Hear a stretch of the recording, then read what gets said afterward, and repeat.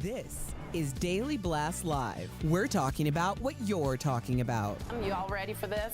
This is a sham. No. Y'all, just stop. Get real. Welcome to DBL. It is Friday, Junior. Welcome, Yes. everybody. Good to see you, and good morning to all of you out there. Did you see this, though? Robin Roberts sat down with NBA star Brittney Griner, who's speaking out for the first time since her release from a Russian prison less than 2 years ago. Is it WNBA? Yeah, I wanted to make sure that was incorrect. Sorry, we said that correctly. We got it. Got it. If you recall, Brittney was sentenced to 9 years hard labor after she mistakenly left vape cartridges with cannabis oil in her luggage. Here's what she had to say about the moment she realized her mistake. Like my whole heart just fell out of my body. Just this overpowering like feeling of like whoa, like elevator dropped from underneath my feet.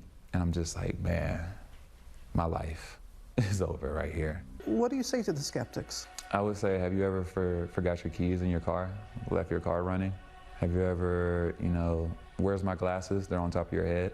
Where's my phone? Oh, it's in my pocket. It's just so easy to have a mental lapse, Granted, my mental lapse was on a more grand scale, but it doesn't take away from how that can happen. Brittney is also speaking out about what the conditions were like in the Russian jail where she was held, and it is pretty shocking. Take a look. The mattress had a huge blood stain on it, and they give you these thin 2 sheets, so you're basically laying on bars. From middle of my shin to my feet, stuck through the bars, which in prison, you don't really want to stick your leg and arm through bars, because someone go up and grab it, break it, twist it, and that's what was going through my mind. You were only allowed 1 roll of toilet paper that had to last you a month. There was like 2-3 months where we didn't get anything. And the toothpaste had expired, 15 years? It was like 15 years ago. That toothpaste was expired. We used to put it on the black mold to kill the mold on the walls. Wow, one of the things that was widely covered here in America while this whole thing was going on was the fact that Brittney lost her signature locks, if you remember, while she was detained in Russia. Here's what she actually had to say about that moment. What was that like, losing that part of you too? Honestly, it just had to happen. We had spiders above my bed, making nests. My dreads started to freeze. They would just stay wet and cold, and I was getting sick. You gotta do what you gotta do to survive. Yeah, she said there was no heat, actually. She also talked about how dark things got, saying she even contemplated suicide at points. And even now, she talked about how hard this experience has been. Take a look. I don't think I've really gotten through all the way that I didn't let down, everybody in my family. And it was just, I think I'm still trying to get through that part. Still to this day?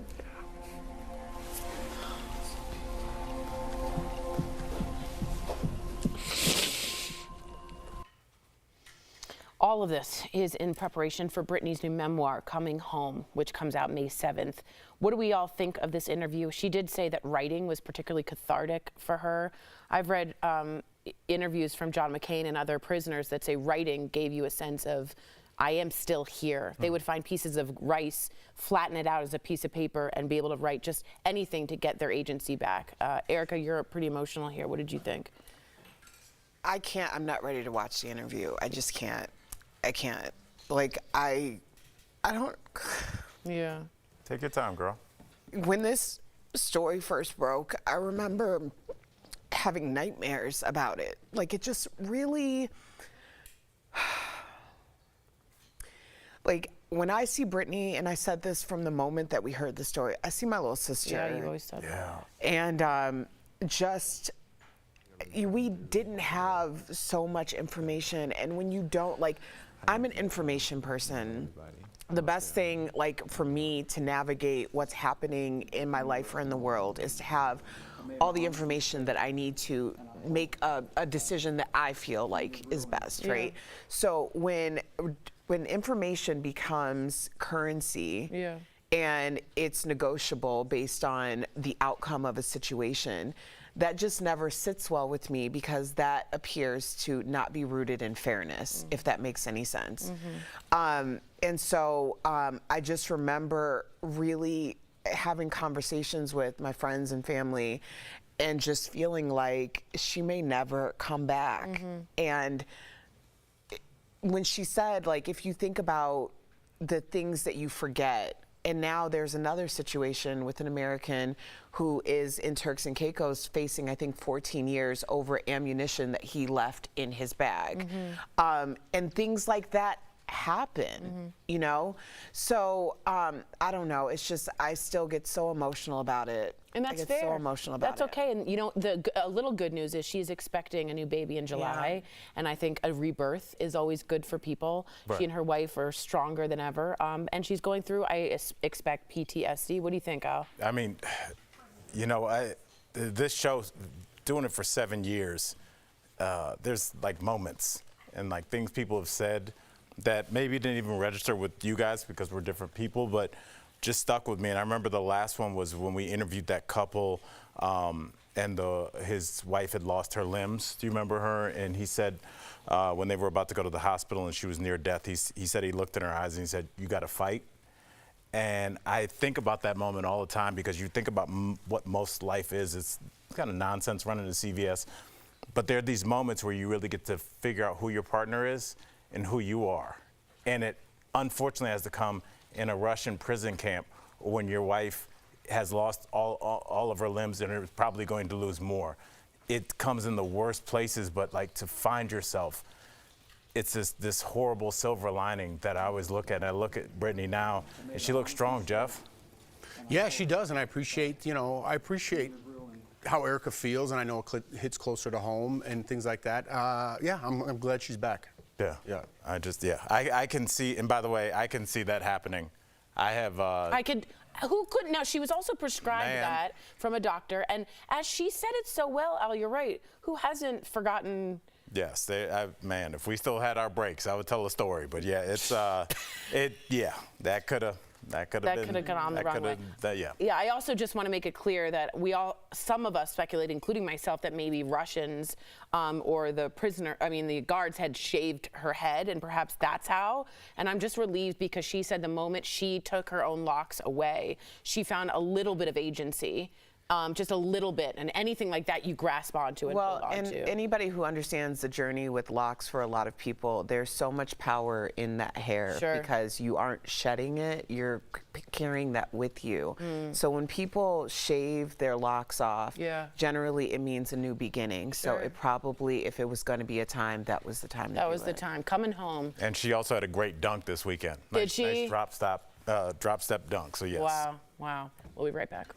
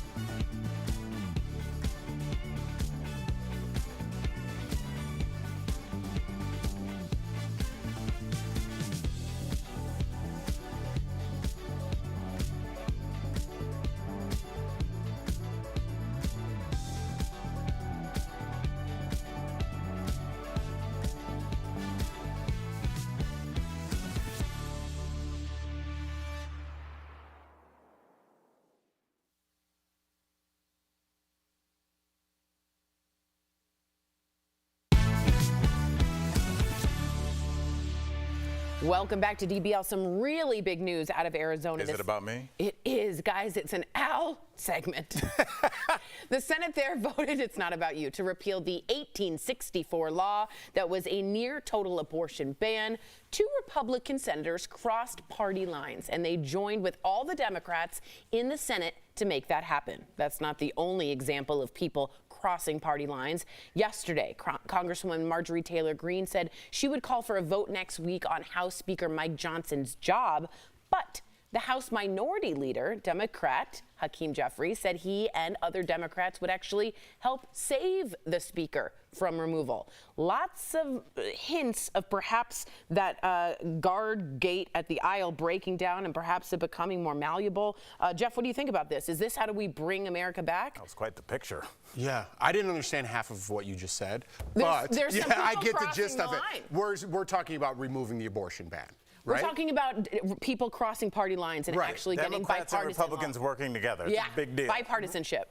On this particular issue. Yes, and others as well, okay. yes. Hakeem, I'm sure he's good, and everyone else He is is great. too. He is. But what I'm trying to say is, this is an issue I think we could all align on. I don't understand digging your feet into the ground just because you don't want to cross party lines, and that's not what you believe, but it's what my party believes, so I need to back that. I don't mind people using the term walk back their statements because you're learning. I said something, and you know what, at the time, I was trying to protect my team, but you know what, now that's not an issue. My wife just had a baby, maybe in their head. I do not want to protect this issue anymore. This is what's right. I don't care about my party. This is what's right. I hope both sides do that on more issues, so I hope we see that. By the way, I've always thought that about the term flip-flopper.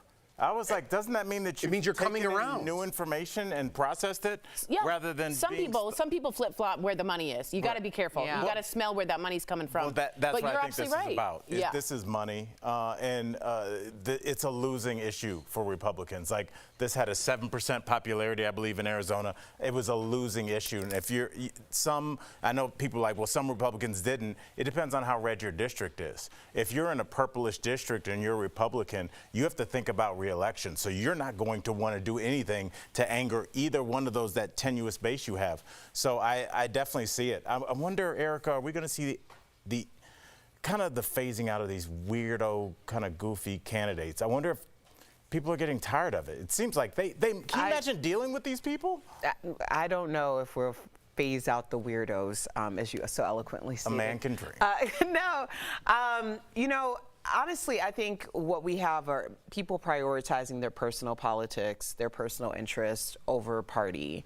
And I think that that's strategic, and when it's done, what we're looking for is when will that shift happen again, change back, and for what reason? Because all of this truly has to do with what the personal interest is. Now, if it helps in order to alleviate some of the scrutiny behind Roe v. Wade, help to reinstate Roe v. Wade, clearly I'm for Roe v. Wade, so I hope that that happens. Right. But ultimately, it's about people's individual interests. But yeah, I agree with Al too. You have to get reelected, and women are in your constituency. Maybe look to them as well. Coming up on DBL, Jim Gaffigan is sharing what it was like working with the cast of comedy greats, including the Jerry Seinfeld in the new movie Unfrosted.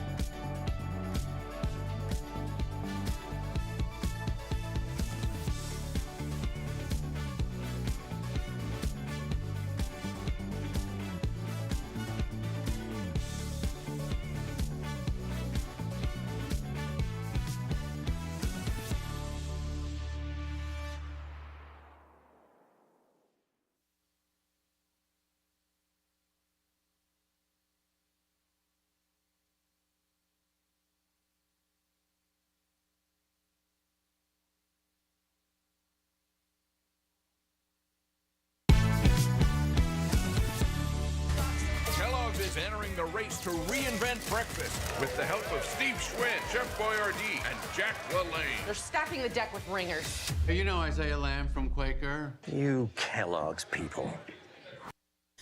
I love that. Welcome to DBL. That was a clip from the new Netflix movie, Unfrosted. It's the directorial debut of one Jerry Seinfeld. And who else would you get to play the CEO of Kellogg's other than the funniest food lover in film? Earlier, we spoke with Jim Gaffigan. Take a look. Joining us now, please welcome back to DBL, Jim Gaffigan.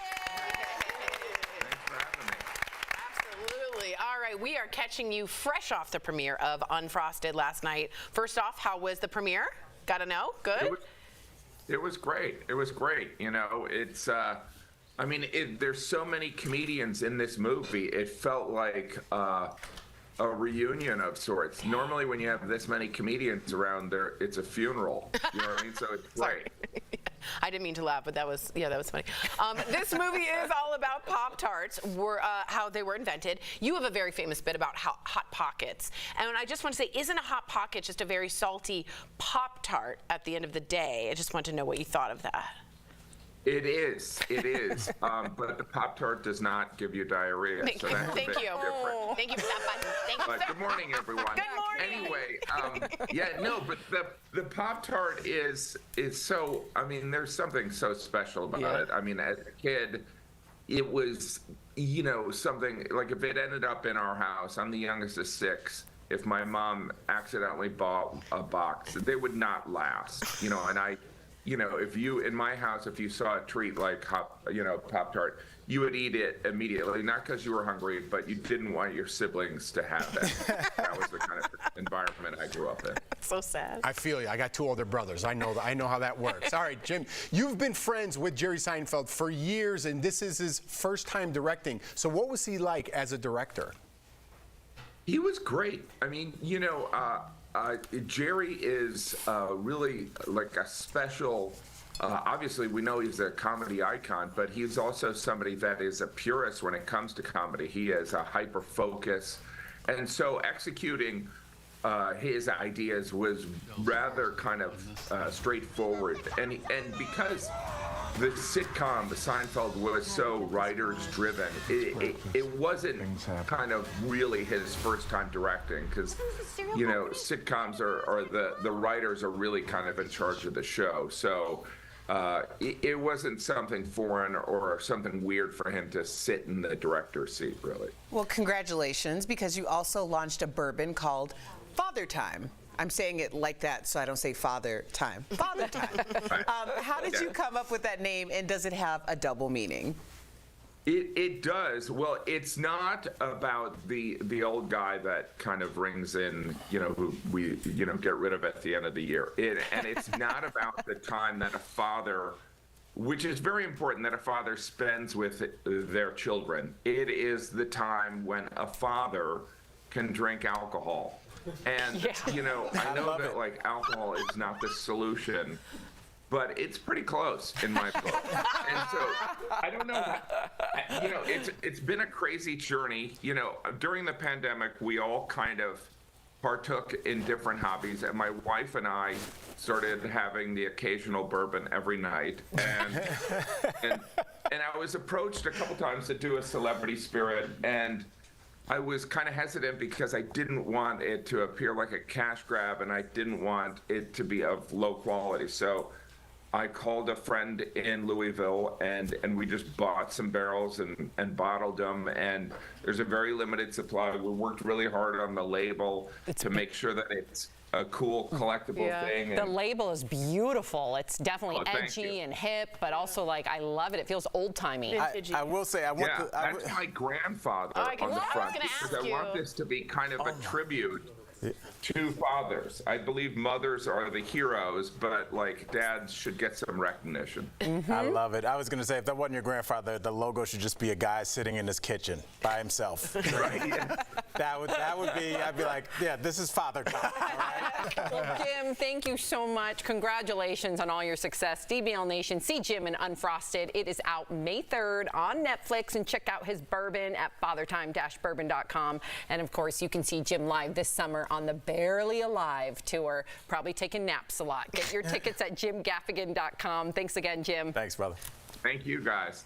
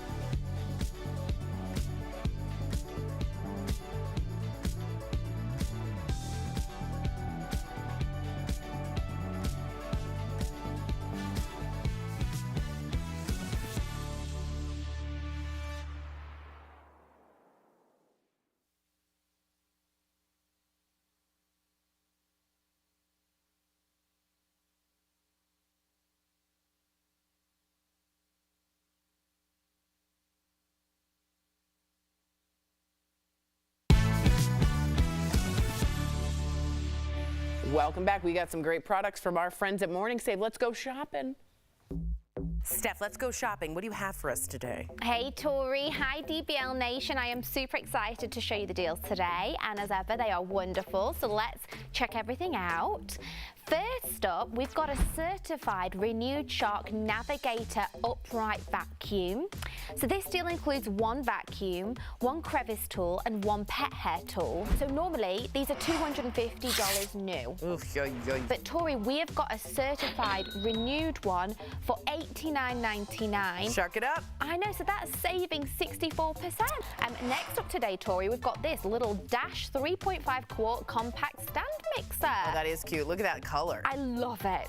So the deal includes one mixer with dough hooks and beaters. We've got it available in actually 5 colours. Oh, wow. So this is one of the 5, and it is so lightweight. It weighs less than 5 pounds. Oh, whoa, very updated. So normally this is $100. Still good. But we've got it for $39.99. That's saving 60%, and I just love this. How many Morning Save bakers are out there just being like, I save my money? And then next up today, we have got the Active Argan Body Lotion and Tinted Drop set. So this deal includes 1 tinted drops and 1 body lotion. So normally this set is $84. Okay, normal for good skincare. We have got this set for $19.99. That's saving 76%. Our last product is the 2-pack Atomi Wi-Fi LED sconce light. I'm in. This deal includes 2 wall sconces, which will instantly brighten up the outside of your home with over 16 million colour options. What? So normally this is $180. We have got a 2-pack for $49.99. That's saving you 72%. Head on over to morningsave.com, y'all, to snag these amazing deals at the lowest prices. Or, as always, scan that QR code on screen to take you directly to these products on Morning Save's website. Steph, thank you so much. All right, we're talking Pop-Tarts here. What's your favorite You just gave it Pop-Tart? away. Mine is the raw s'mores, untoasted.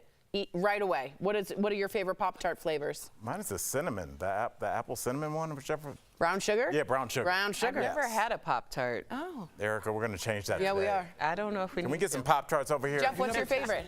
Oh, but big news, s'mores. DBL is new every day. We'll see you tomorrow. What a jerk.